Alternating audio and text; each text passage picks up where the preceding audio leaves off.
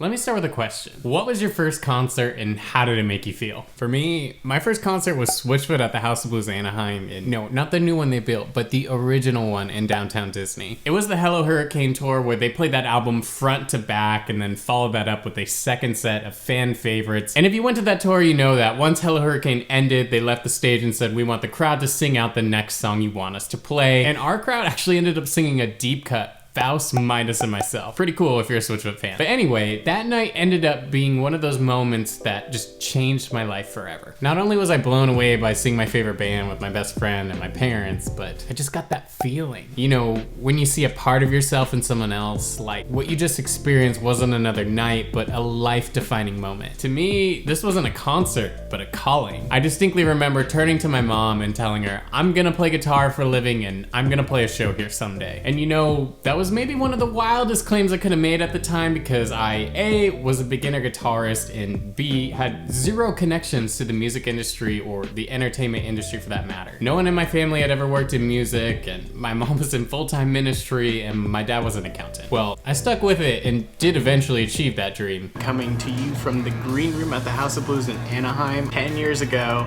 I saw Switchfoot play at the House of Blues Anaheim. It was like my first real concert. I had my best friend Jensen with me. And I just remember leaving that saying, wow, this is what I meant to do. This is what God is calling me to do. I'm gonna play a show at the House of Blues Anaheim and do this for a living.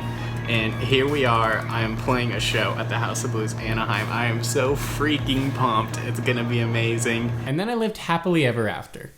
Oh wait, no.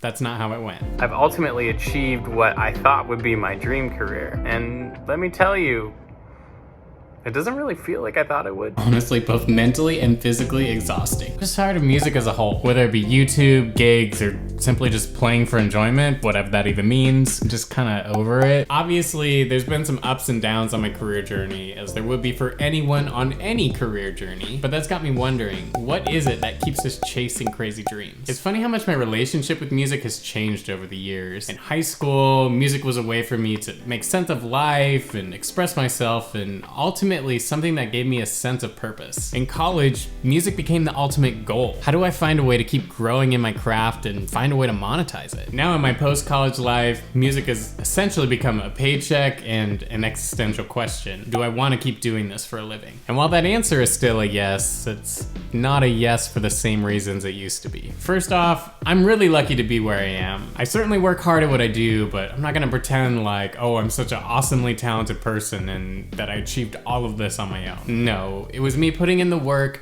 my wife, my family, my friends supporting me along the way, and ultimately, God opening doors. And while I am blessed to have a decent slate of work right now, I still struggle with that question. Should I really be doing this with my life? And while I don't always feel a strong yes, I do stay in it. One, because finding a new job is difficult, and now that I have about 9 years of music industry specific experience on my resume, it can be challenging to do a full career restart. Second, while I don't always love what I'm doing, I do like it a lot, and I worked very hard to get here, even if here is not exactly what I thought it would be. And number 3 is something I think every musician knows well, and it goes like this. I'll be working for several months and get a touch burnt out, and then I start thinking, will I ever get a chance to work in Christian music? And all those sort of grass is always greener type thoughts. And then music finds a way to always impact me specifically so that I want to do just nothing else. The band for King and Country happened to be playing at my church a couple weeks ago, and sure enough, I got the feeling. I had pretty much given up on playing, and then of course I saw a band doing the exact thing I hoped I would be doing. Then my mind started turning, do I know someone with a connection to this band? Is there a possibility for me to get in here? Or is there a similar gig I could maybe be on? Seems like every time I get a sense of peace about leaving music, music finds a way to just dangle the dream in front of me one more time so that I re-enter the cycle and I just keep pushing forward. I think the second part of it is that perpetual feeling of so close. Oftentimes, it can seem like we're just one connection or one audition or even just one video away from achieving the ultimate goal. And sometimes that really is true. You see it on YouTube a lot. A channel has that one mega video, it hauls in a large audience, and then they're able to thrive going forward. I've been sitting on the so close precipice for a few years now, and that can definitely be challenging in its own right, but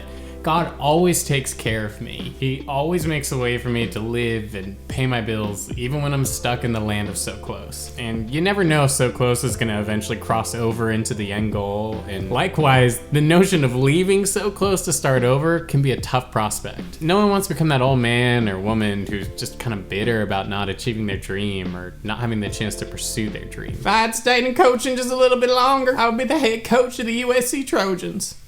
Spot on. But the idea of restarting the build, while in its own way can be exciting and rewarding, is probably the part we dread the most. I know I certainly do. That idea of laying new foundation and climbing the ladder again is pretty scary. Have I arrived? In some ways, yes. I think if I'm being honest with myself, I've probably achieved more in music than I thought I would, but for the most part, it does feel like I'm just stuck on the edge of achieving what my dream is. This YouTube channel feels like it's just one video away from blowing up, and I also feel like I'm just one connection away from getting to play guitar in a band that I resonate with on a spiritual level. But the thing I think everyone needs to come to terms with in their career journey is that if you only ever make it to so close, or even just I tried, that's still enough. Your value isn't determined by what you achieve. While everyone wants to ask, was it worth it? I think the bigger question is an internal one. How long is it worth it for? And that's something that you can really only answer for yourself. To everyone else who feels like they're stuck and so close, keep your head up and keep moving wherever the road may lead you. And if you want to share some of your story, you can comment it down below. That's always welcomed and appreciated. Be sure to leave a like on the video before you head out and subscribe to the channel if you're new,